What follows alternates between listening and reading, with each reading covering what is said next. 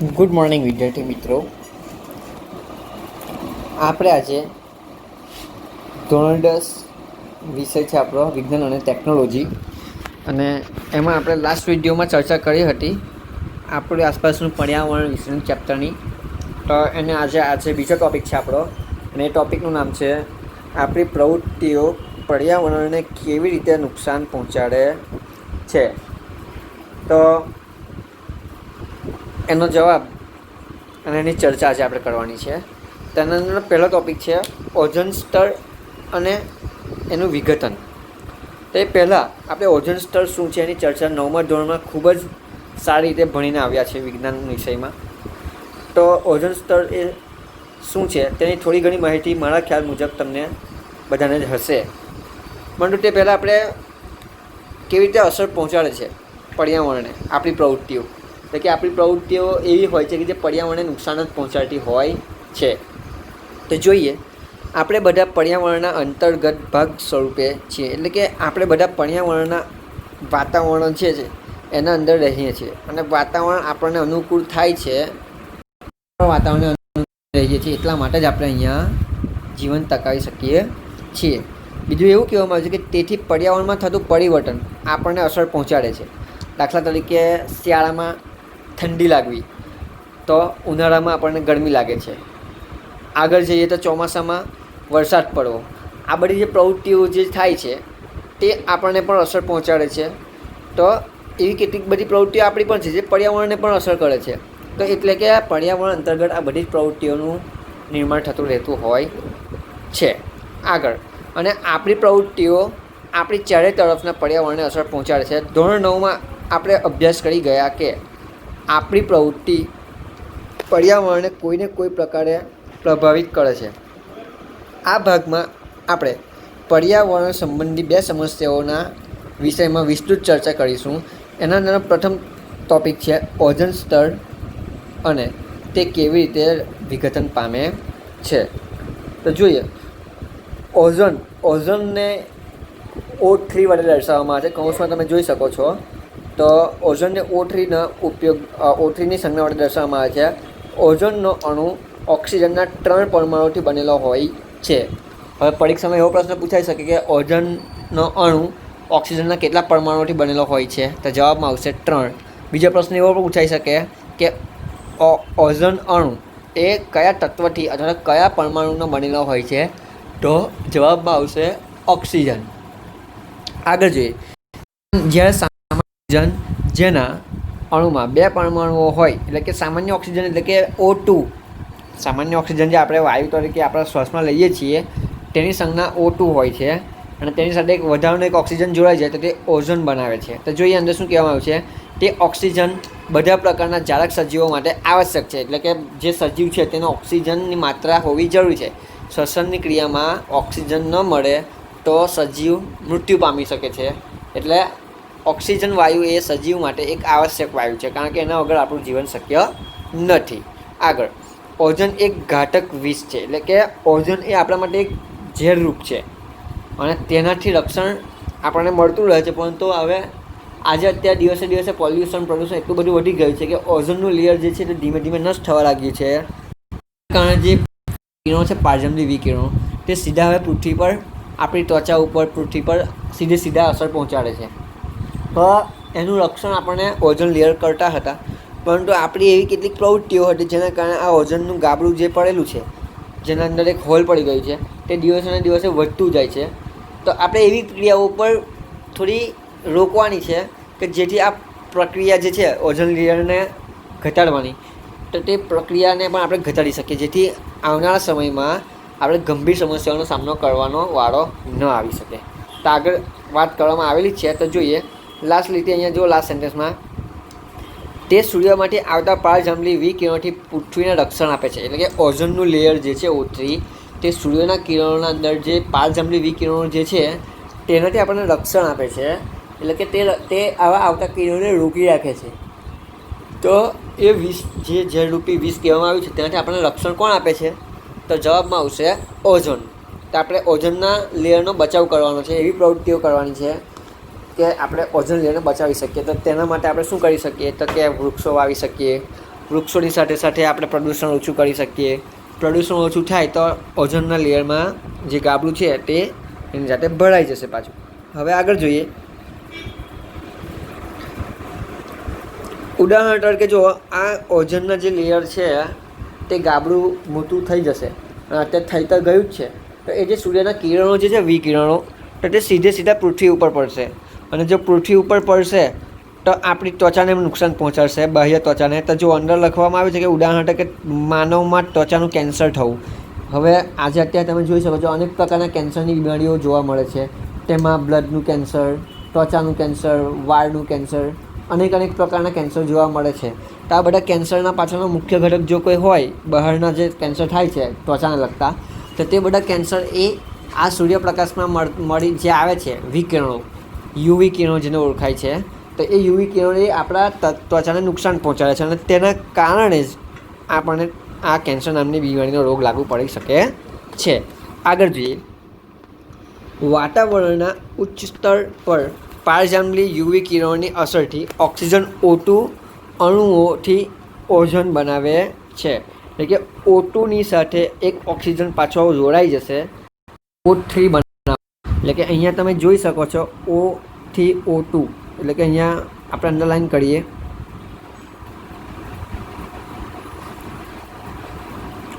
અહીંયા તમે જોઈ શકો છો આ પ્રક્રિયામાં જો એક ઓક્સિજન અને એની સાથે O2 બે ભેગા મળીને O3 બનાવે છે. O3ને આપણે ઓઝોન તરીકે લખીશું. ખાલી O2 હોય તો તેને આપણે ઓક્સિજન તરીકે લઈશું, જે આપણે શ્વાસમાં લઈએ છીએ. અને આ O છે, O તે ઓક્સિજનનો એક પરમાણુ છે. એટલે કે ઓક્સિજનનો એક પરમાણુ ઓક્સિજન વાયુની સાથે જ્યારે મળે છે વાતાવરણમાં, ત્યારે તે ઓઝોનના લેયરની સ્થાપના કરે છે, એવું કહી શકાય. આગળ હવે આપણે ચર્ચા કરીએ.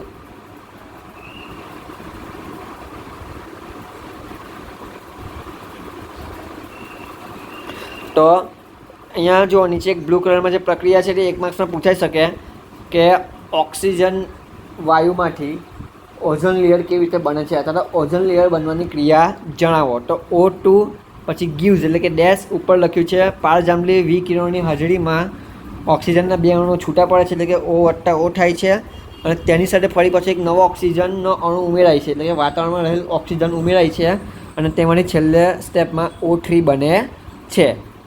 આગળ જોઈએ. 1980થી વાતાવરણમાં ઓઝોનની માત્રામાં ઝડપથી ઘટાડો થઈ રહ્યો છે.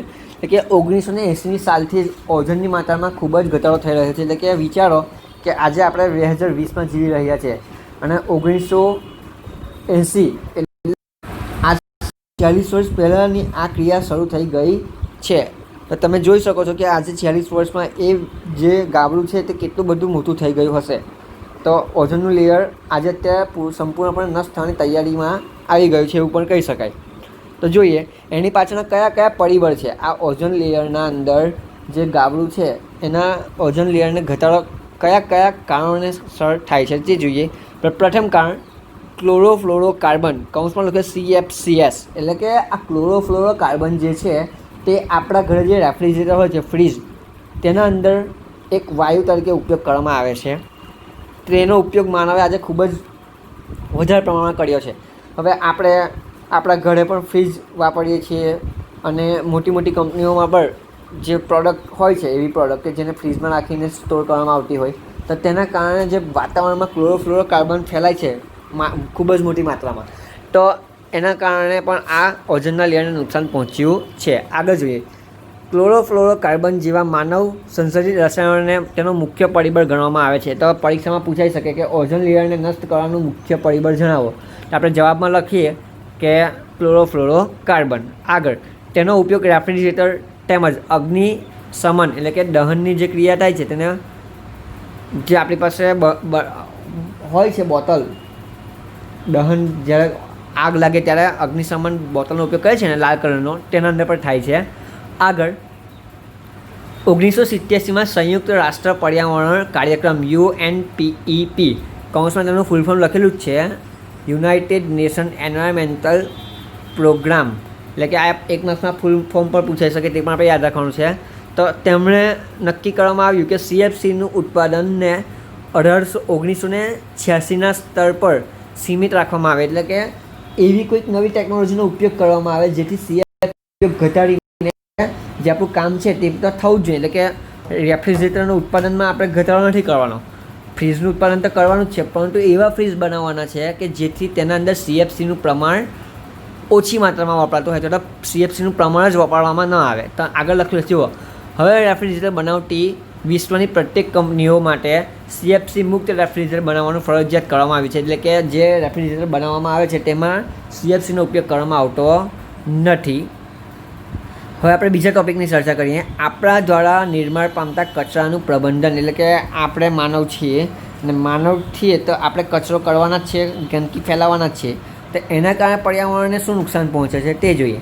તો આપણી દૈનિક ગતિવિધિઓમાં આપણે ઘણા એવા પદાર્થોનું નિર્માણ કરીએ છીએ જેને આપણે યુઝ એન્ડ થ્રો કરીએ, મતલબ કોઈ એવી પ્રોડક્ટ હોય જેનો આપણે ઉપયોગ કર્યા પછી તેને વાતાવરણમાં ફેંકી દઈએ છીએ, જેના કારણે કચરો ઉત્પન્ન થાય છે. તો આ વસ્તુને અહીંયા સમજાવવામાં આવી છે. હવે તમે વિચાર કરો કે આપણે જ્યારે સવારમાં ઉઠીએ ત્યાંથી કે રાત્રે સૂઈએ ત્યાં સુધીમાં આપણે એવો કેટલો બધો કચરો વેસ્ટેજ પાડતા હોઈએ છીએ જેનો આપણે નષ્ટ કરીએ અને વાતાવરણમાં ગંદકી ફેલાવીએ છીએ. સવારમાં પહેલાં ઉઠીએ તો અત્યારે બીજી લાઈફ એટલી બધી થઈ ગઈ છે કે આપણે દૂધ એ પ્લાસ્ટિક બેગમાં લાવીએ છીએ બજારમાંથી. તો એ દૂધમાં જે પ્લાસ્ટિક બેગમાં લાવીશું તે દૂધને આપણે ઘરે લઈ આવ્યા તો ત્યારબાદ એ પ્લાસ્ટિક બેગને આપણે શું કરીએ છીએ, કચરાપેટીમાં નાખી દઈશું અને એ કચરાપેટીનો કચરો એ બહાર આપણે વેસ્ટેજ જઈએ એટલે કે ખુલ્લા મેદાનમાં નાખી દઈએ છીએ. તો આના કારણે પર્યાવરણમાં નુકસાન પહોંચે છે. પછી આપણી સડેલી શાકભાજી છે, પછી નકામા કચરામાં બીજું વાસી થઈ ગયેલો ખોરાક, આ બધું જ આપણે વાતાવરણમાં ખુલ્લું જ મૂકી દઈએ છીએ તો તેના કારણે દુર્ગંધ ફેલાય છે. બીજું કે કંપનીઓમાંથી નીકળતો ધુમાડો, કાર્બન ડાયોક્સાઇડ વાયુ, તે પણ આ ઓઝોન લેયરને તોડવામાં ખૂબ જ મોટો ભાગ ભજવે છે. તો એવી પ્રવૃત્તિઓની અહીંયા વાત કરવામાં આવી છે કે જેના કારણે આપણી આસપાસ રહેલું વાતાવરણ જે છે તે વાતાવરણને આપણે નુકસાનમાં મૂકીએ છીએ. એટલે કે શ્વાસોશ્વાસની ક્રિયામાં કેટલીક વાર આપણે શિયાળાની ઋતુ આવે છે ત્યારે આપણે સવારમાં વાતાવરણ જોઈશું તો આપણે ધુમ્મસભર્યું વાતાવરણ લાગશે. તો સિટીમાં ક્યારેક જોઈશું, તમારી આસપાસનો એરિયા છે અંકલેશ્વર વિસ્તાર, તો તમે જોઈ શકો છો કે એના અંદરથી એટલો બધો પ્રમાણમાં ગેસ છોડવામાં આવે છે કે જે સવારમાં 10 વાગ્યા સુધી આપણને શ્વાસ લેવામાં ટ્રબલ ઊભી થાય છે.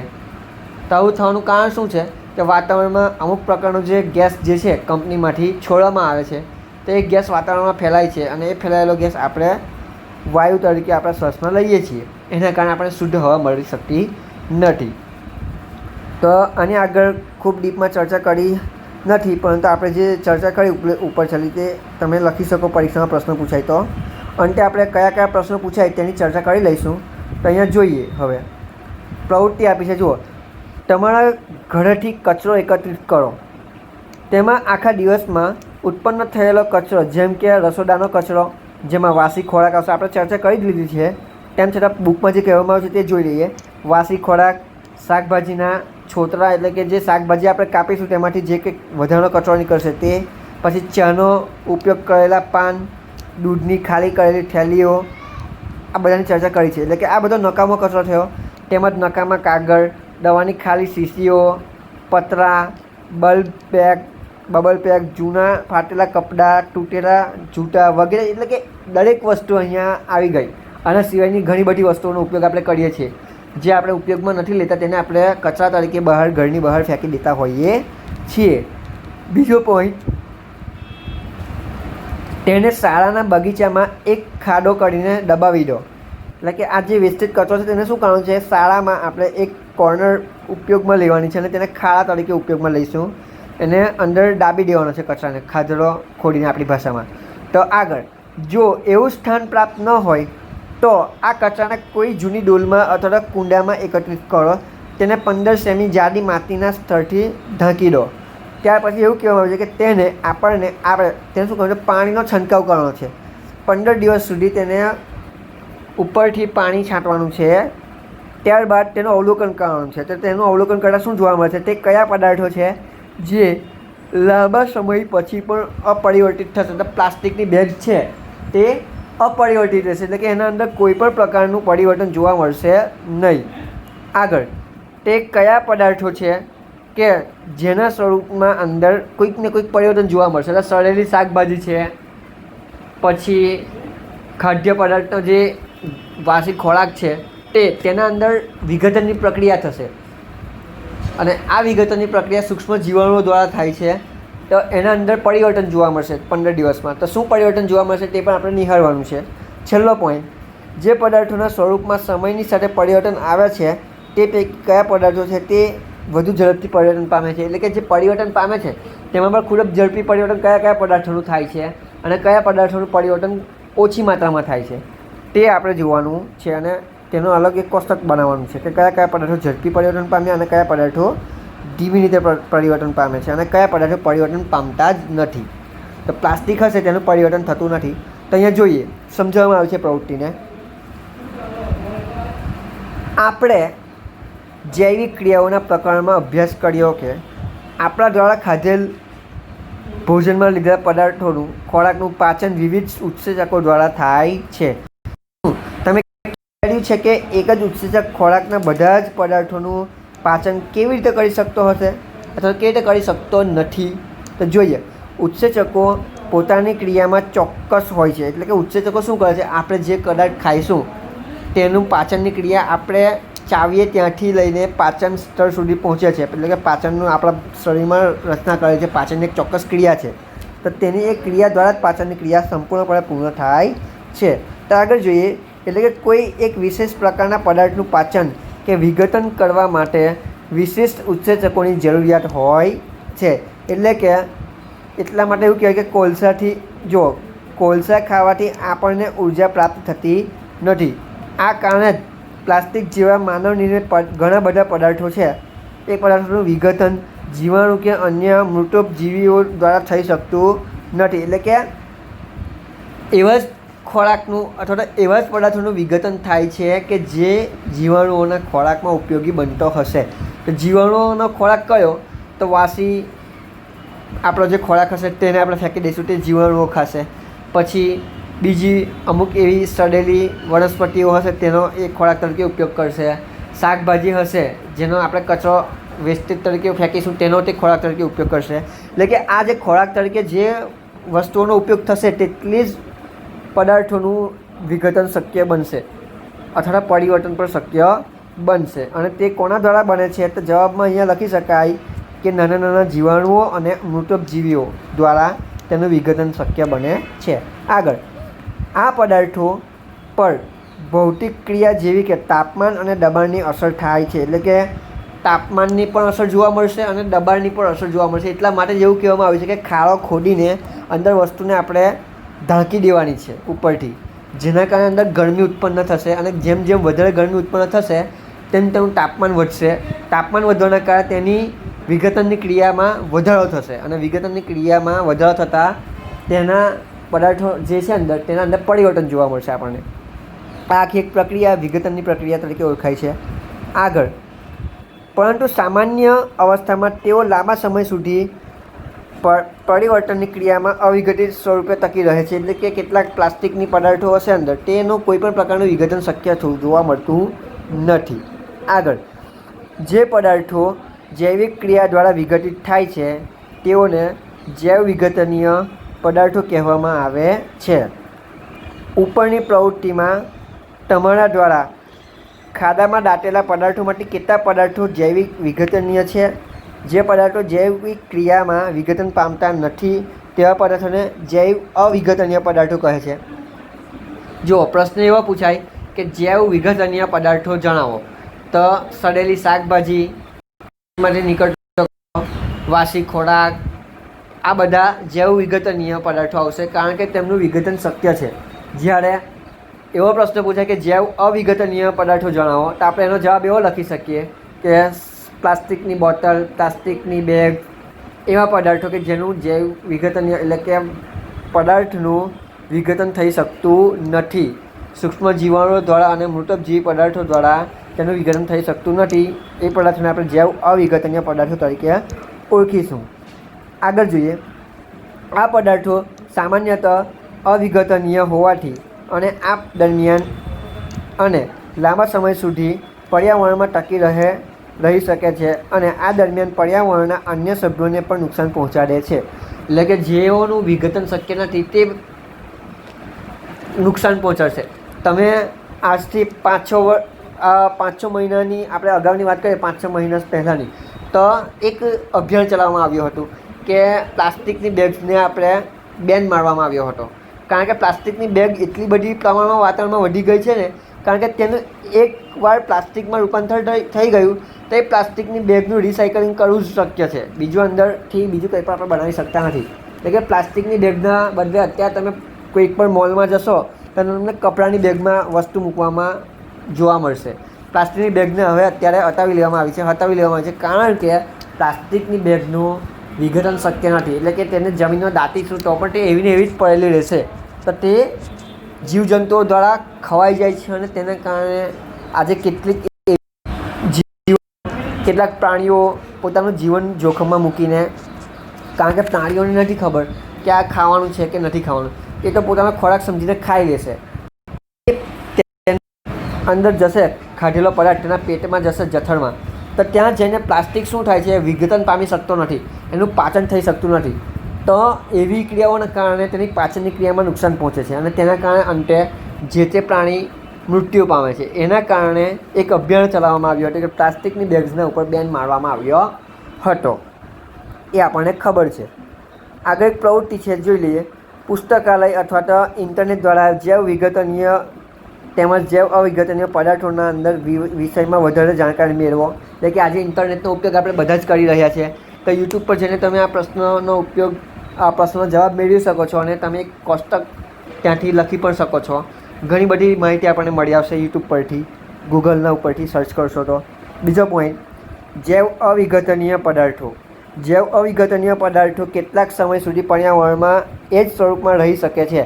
એટલે કે પ્લાસ્ટિકની બેગ જે છે, કોથળીઓ તે છે અને બીજા કેટલાક પ્લાસ્ટિકના પદાર્થો જેનું વિઘટન શક્ય નથી, તો તે કેટલા સમય સુધી એવું ને એવું રહી શકે છે, તેનો જવાબ પણ આપણને યુટ્યુબ પરથી અથવા ગૂગલ પરથી મળી આવશે. એના જવાબો તમારે મેળવીને લખીને તમે મને બતાવવાના રહેશે આ પ્રવૃત્તિના જવાબો. આગળ, આજકાલ જૈવ વિઘટનીય પ્લાસ્ટિક મળે છે. આ પદાર્થોના વિષયમાં હજુ વધારે જાણકારી મેળવો અને શોધી કાઢો કે શું તેની પર્યાવરણ પર નુકસાનકારક કોઈ અસર થાય છે કે નથી થતી. તેટલું શ્યોર છે કે કોઈ પણ પદાર્થ હોય તેના બે પાસા છે. એક આપણા માટે તે ફાયદો પહોંચાડે છે અને પર્યાવરણના માટે તે નુકસાન પહોંચાડે છે, એટલું ચોક્કસ છે. તો એના ઉપર તમારે યુટ્યુબ પરથી અને ગૂગલ પરથી ઘણી બધી માહિતી આ પ્રવૃત્તિને લગતી મેળવવાની છે અને તમારે લખીને મને બતાવવાની રહેશે. અંતે પ્રશ્નો છે. પ્રશ્ન નંબર 1, શા માટે કેટલાક પદાર્થો જૈવ વિઘટનીય હોય છે અને કેટલાક પદાર્થો જૈવ અવિઘટનીય હોય છે, તેની અત્યારે ચર્ચા કરી જ છે. એ તમે લખી શકો કે જૈવ વિઘટનીય પદાર્થો એટલે કે જેનું વિઘટન શક્ય છે જીવાણુઓ દ્વારા, અને એવા કયા કયા પદાર્થો છે જેનું વિઘટન શક્ય છે. સાથે સાથે જૈવ અવિઘટનીય પદાર્થો એટલે કે સૂક્ષ્મ જીવાણુ દ્વારા એવા કયા કયા પદાર્થોનું વિઘટન શક્ય નથી તેની ચર્ચા કરવાની છે અને એના ઉદાહરણ લખવાના છે. બીજો પ્રશ્ન, એવી 2 રીત દર્શાવો કે જેમાં જૈવ વિઘટનીય પદાર્થો પર્યાવરણને પ્રભાવિત કરે. તો એવા 2 પદાર્થોના નામ તમારે અહીંયા લખવાના જેના કારણે સૂક્ષ્મ જીવાણુઓ જૈવ વિઘટનની ક્રિયા કરી શકતા હોય. ત્રીજો પ્રશ્ન, એવી 2 રીત જણાવો કે જેમાં જૈવ અવિઘટનીય પદાર્થોને પ્રભાવિત કરે. એટલે કે એવા બે પ્રમાણ આપણે આપવાના છે, 2 નામ એવા આપવાના છે કે જેનું વિઘટન શક્ય નથી. તો પ્લાસ્ટિકની કોથળીઓ, પ્લાસ્ટિક બેગ, ઘણા બધા એક્ઝામ્પલ્સ આપણી પાસે અવેલેબલ છે કે જે જૈવ અવિઘટનીય પદાર્થો તરીકે આપણે ઓળખી શકીએ. તો અહીંયા આપણું આ ચેપ્ટર પૂર્ણ થાય છે. હવે પછી આપણે નવા ચેપ્ટરની શરૂઆત કરીશું. તે પહેલાં આ ચેપ્ટરને સંપૂર્ણપણે તમારે વાંચી લેવાનું છે અને અંતે હું કેટલાક પ્રશ્નો આપીશ, તે પ્રશ્નોના જવાબો પણ તમારે લખવાના છે. હું અહીંયાથી તમને પ્રશ્નોના જવાબ પણ મોકલી આપીશ. તમારે એને તમારી નોટબુકમાં લખીને તૈયાર કરીને મને પિક્સ મોકલવાના રહેશે. તો અહીંયા અટકીએ છીએ. આપણું ચેપ્ટર અહીંયા પૂર્ણ થાય છે, આપણું પર્યાવરણ. તો એની ચર્ચા અહીંયાથી 2 માર્ક્સના 3 માર્ક્સનો એક નાનો પ્રશ્ન પૂછાઈ શકે, એટલા માટે આપણે તૈયારી કરવી જરૂરી છે. જો કોઈ વધારે પ્રશ્નો તમને જણાય તો 1 માર્ક્સમાં તમારે એની તૈયારી કરવી. બીજું કોઈ મૂંઝવણ હોય તો તમે મને જણાવી શકો છો, આપણે તેની પણ ચર્ચા કરીશું. ઓકે, તો આપણે અહીંયા અટકીએ છીએ. નેક્સ્ટ વિડીયો મળીશું ત્યારે આપણે નવો એક ટૉપિક, નવા વિષયની, નવા ચેપ્ટરની શરૂઆત સાથે મળીશું. Thank you.